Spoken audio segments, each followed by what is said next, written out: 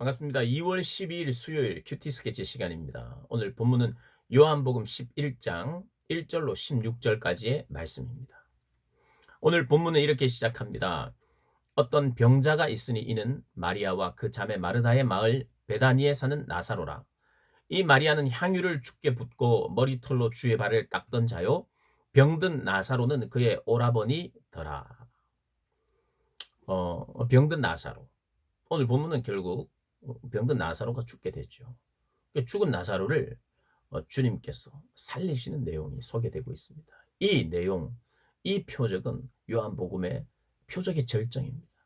이 7가지의 절정의 마지막 표적이면서 십자가와 죽음과 부활을 향해 그 표적이 계속 진행되었고, 그 표적의 절정, 십자가와 또 죽음과 영광스러운 부활에 대한 더 선명하고 확실한 표적입니다. 근데 오늘 이제 이 나사로의 누이 마리아를 소개할 때에 향유를 주께 붓고 머리털로 주의 발을 닦던 자라고 소개하고 있습니다. 이것은 사실은 부활한 후에, 이 나사로가 다시 살아난 후에 있었던 이야기인데, 이미 독자들은 마리아가 그런 일을 했던 것을 알고 있었던 독자들이겠죠. 그래서 먼저 이 마리아가 나사로의 동생이면서 향유를 주의 발에 부었던 자라는 것을 먼저 소개하는 것입니다. 그리고 12장에 이 향유를 붓는 이야기는 나오고 있죠. 자, 사랑하시는 자가 병들었다 이야기합니다. 3절에. 사랑하시는 자가 병들었으니 주님 고쳐달라는 거죠. 주님 방문해 달라는 거죠. 그들의 누이가 사람을 보냈어요.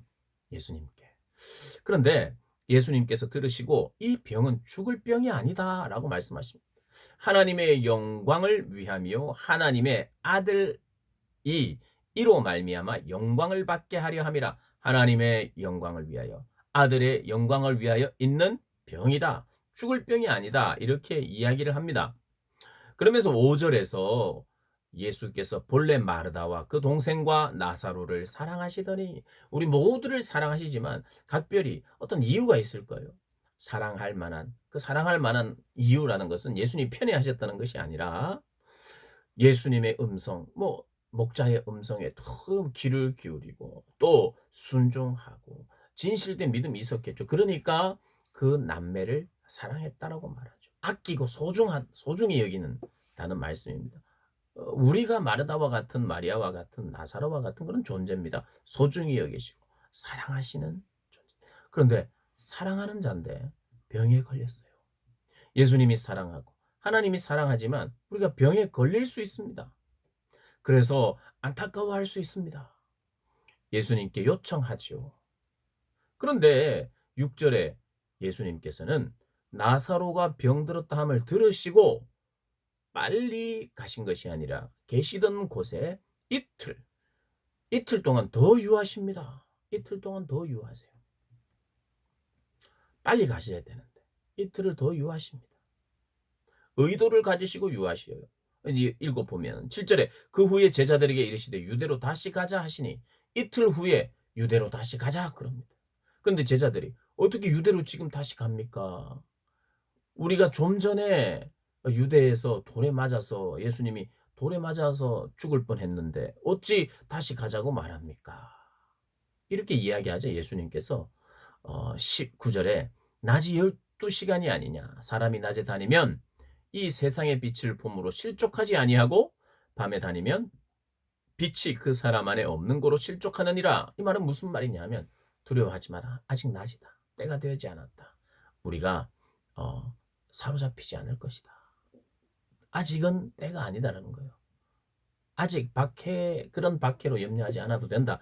그렇게 하면서 가자 말씀하시는 것입니다. 그러면서 예수님께서 이렇게 우리 친구 나사로에게 가자. 그가 잠들었다는 거예요. 내가 깨우러 가겠다. 내가 그를 깨우러 가겠다. 우리 다 같이 가자. 그러니까 제자들이 주여 잠들었으면 낫겠나이다. 잠드는 것이라면 낫겠나이다. 이렇게 이야기합니다. 그래서 예수님은 아니다. 나사로는 죽었다. 밝히 이르며 죽었다. 또 다시 죽었다고 이야기합니다. 그러니까 예수님이 잔다는 것은 영원한 생명을 소유한 자들에게 육체적 죽음은 잠시 잠이라는 것을 이야기하면서 잔다 그렇게 표현하셨죠. 근데 제자들은 뭐 자는 거면 잠시 쉬다가 일어나면 되겠네요. 이런 이야기입니다. 그러자 죽었다. 나사로가 죽었느니라. 이렇게 이야기합니다. 아, 죽은 거구나. 제자들이 알았겠죠? 그러면서 예수님이 하시는 말씀이 참 이상한 말씀을 하십니다. 15절에 내가 거기 있지 아니한 것을 너희를 위하여 기뻐하노니 내가 거기 없었던 것이 참 기쁨이다 이렇게 이야기합니다.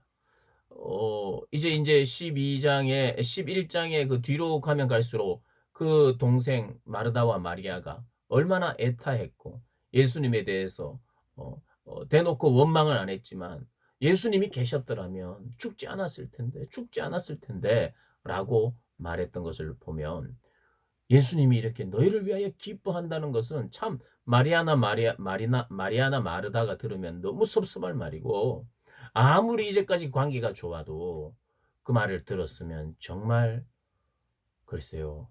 예수님 얼굴 안 보겠다 할 그 정도의 말을 하시는 겁니다. 왜냐하면 죽었는데 내가 거기 없어서 기쁘다는 거예요. 그 이유는 너희로 믿게 하려 합니다. 너희로 믿게 하려 합니다. 그 이유가 내가 지체하고 이틀을 더 유하고 그 나사로가 완전히 죽은 나흘째 이제 도착했는데 죽은 지 나흘째예요. 완전히 죽었다는 주님은 그러니까 완전히 죽을 때까지 기다리셨는 거예요. 참 이 요한복음은 제가 자주 계속해서 말씀해 오고 있지만 예수님의 때가 우리의 때와 달라요. 우리는 지금 오셔서 살아있을 때 거의 죽어가기 직전에 병을 위해서 기도하시든지 일하시면 이 병이 나을 것이라고 생각하고 기대하고 그래서 주님이 꼭 그렇게 와주시기를 그렇게 바라지만 주님은 의도적으로 사람의 마음을 답답하게 할 만큼 또 때로는 원망하게 할 만큼 늦게 오십니다. 그런데 그 이유는 죽을 때까지 기다렸다는 거예요. 그리고 주님의 영광을 보게 하신다는 것입니다. 사랑하는 여러분, 오늘 본문을 통해서 주님은 사랑하시는 자에게, 그가 사랑하는 자에게 때로는 병을 허락할 수 있다는 거예요. 그리고 병을 허락할 정도가 아니라 우리의 원함과 바람대로 되지 않을 그런 때가 있습니다. 주님은 병 고치실 능력이 있는데 그 능력이 나타나고 있지 않는 상황, 너무 답답한 상황 있다는 거예요. 그런데 주님은 거기에는 다 이유가 있다는 거예요. 사랑하는 것도 사실이에요. 치유할 수 있는 능력이 있는 것도 사실이에요. 그러나 가족들이 원할 때 치유가 일어나지는 않고 있습니다. 그런데 예수님은 기뻐한다는 거예요. 왜냐? 이 사건으로 말미암아 하나님의 영광이 가장 극적으로 영광스럽게 드러날 뿐만 아니라 제자들에게도 큰 믿음이 생기게 되는 기회이기 때문에 결국 결론적으로는 부활의 영광을 모두가 보게 되는 우리 하나님은 예수님은 살리시는 분이구나. 그분은 생명의 공급자이시구나. 생명 자체이시구나. 나는 부활이요 생명이요 이렇게 말하는데 그분은 한 번도 죽음이 없는 생명을 가지고 계시는 생명 자체이신 분이구나. 그분은 생명을 주시는 분이시구나. 또다시 생명을 부여하시는 분이시구나. 그의 이름을 부르며 일으키시는 분이시구나. 마지막 때도 우리가 죽은 것 같으나 죽고 끝나는 것이 아니라 영원한 삶이 있는데 이름을 불러 일으키시는 생명의 근원자이시구나. 깨닫게 하기 위하여 우리 주님이 이렇게 지체하시고 의도적으로 늦게 가시고 그래서 당신의 영광을 드러내신다는 것입니다. 사랑하는 여러분, 우리 하나님의 일을 우리가 그때그때 다 이해할 수는 없습니다. 그러나 우리는 기다려야 됩니다. 인내해야 됩니다. 주님을 더 신뢰해야 됩니다. 원망해서는 안 됩니다. 원망하다가도 회개해야 합니다. 주님을 의지하고 더 큰 영광을 나에게도 우리 가족에게도 그리고 주변의 많은 사람에게도 드러내고 믿음이 생기게 하시는 하나님의 더 큰 계획이 있다는 것을 우리가 믿고 주님의 크심을 내가 의지하며 사는 것. 그것이 오늘을 살아가는 우리의 고백이어야 할 것입니다. 그렇게 고백하고 신뢰하는 삶을 사시기를 주님의 이름으로 축복합니다.